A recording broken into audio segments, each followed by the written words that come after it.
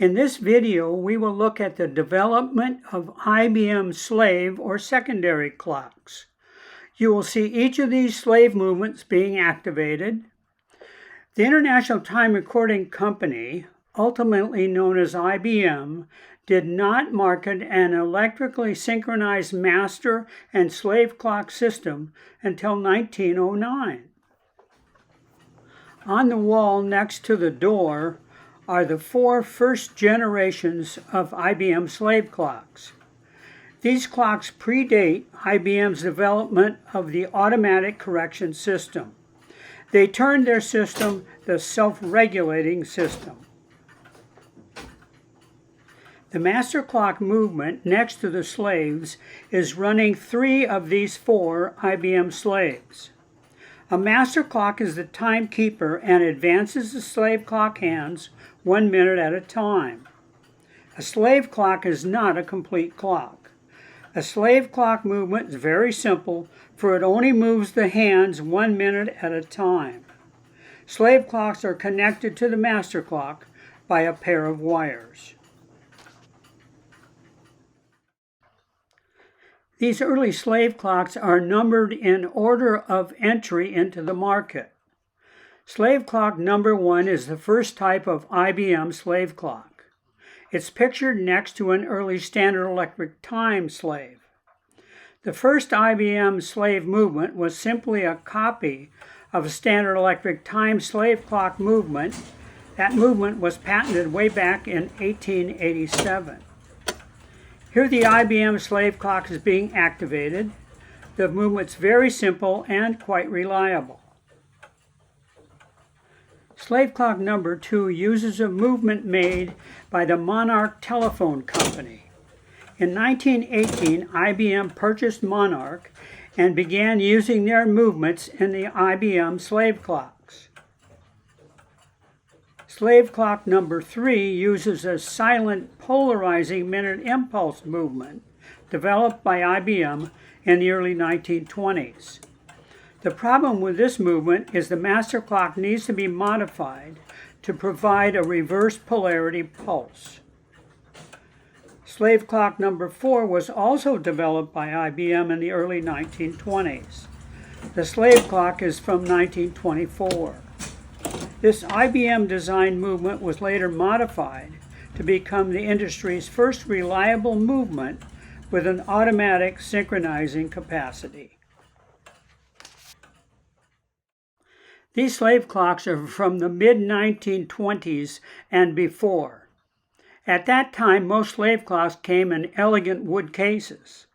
This is an image, though, from a mid-1920s catalog.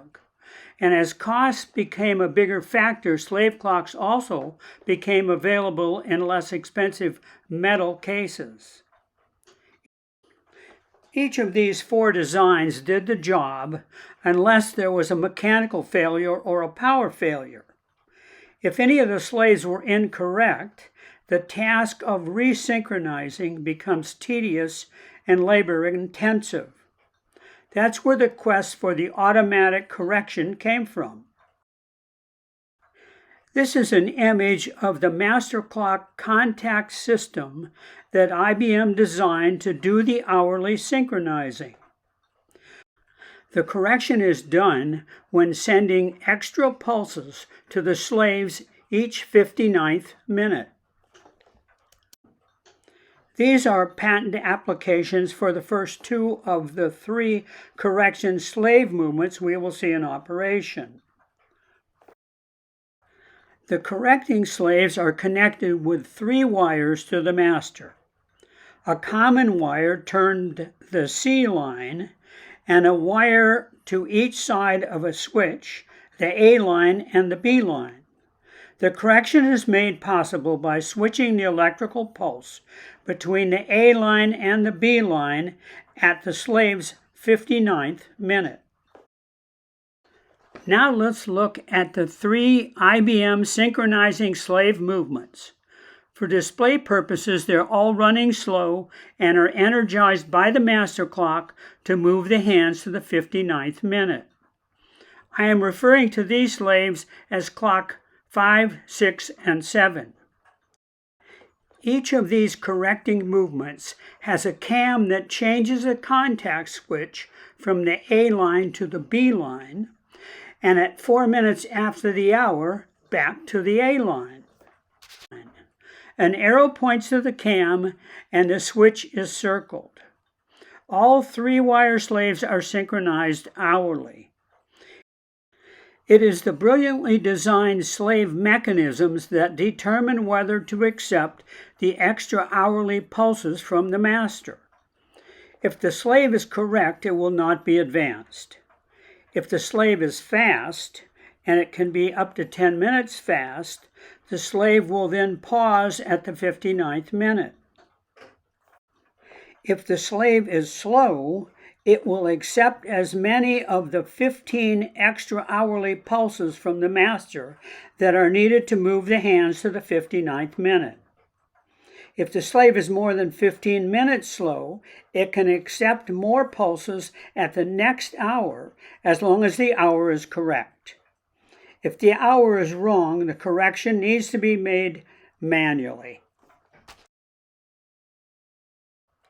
Slave clock 5 has the first reliable correction movement. This is what synchronization looks like if the movement is 7 minutes slow. On the 59th minute, the master clock sends 15 extra electric pulses on the A line, and a slow slave will accept enough to get to the 59th minute. On the 59th minute, the slave switches to the B line, and the slave's hands advance again on the hour when a pulse from the master clock comes on the B line. Slave clock 6 movement set the industry standard. It was made for many years. Originally made in brass and subsequently in steel, but without significant design changes. The robust rotor and ratchet design was reliable and trouble-free. This is the movement during the hour correction when the clock is 4 minutes slow. The hands are advanced to the 59th minute and then switches from the A line to the B line. On the hour, the master sends the next pulse and the slave advances to the hour. I have previously posted a video that shows in detail how the master clock advances and synchronizes these slave clocks. At the end, there's a link to the video. Slave clock number 7 movement is a complete redesign. Here the movement is being activated as if it was 4 minutes slow. The movement is cheaper, the case is cheaper, and rather than being in a wall-mounted metal case, it's in a flush-mounted case with the movement fitting into a recessed electrical box. The inset shows the switch being changed at the 59th minute. IBM Slave, or secondary clocks, had an interesting and innovative 50-year run. These are the 4 non-correcting slaves they used before the monumental development of a synchronized, self-correcting slave clock. And these are the 3 automatic self-correcting slave clocks that IBM used. IBM's synchronized system started in 1909. And by 1925, IBM had developed and marketed the most reliable self-correcting synchronized clock systems. Serial number data reveals that IBM sold approximately 1.5 million time system units, and certainly at least 1 million must have been slave clocks. But IBM recognized that the quartz clock movement was going to end the lucrative synchronized time business.